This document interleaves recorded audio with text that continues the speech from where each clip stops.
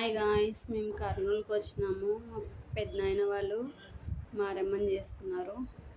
అందుకే అది అటెండ్ కావాలని తెల్లవారుజామునే 4:30కే వచ్చినాం లేచి. నిన్న కూడా పండగ కదా, ఈరోజు సద్ది పండగ.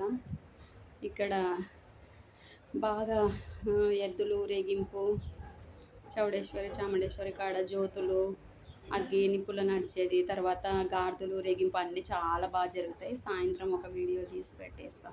నిన్న పండగ రోజు రాలేకపోయినాము. ఈరోజు సద్ది పండగ కదా, దేవుని చేస్తున్నారనమాట మా పెద్దనాయన వాళ్ళు, అందుకే ఇక్కడికి వచ్చినాము.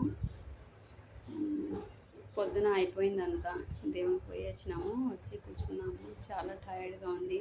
నిన్న మొన్న రాత్రల్లా నిద్ర లేదు.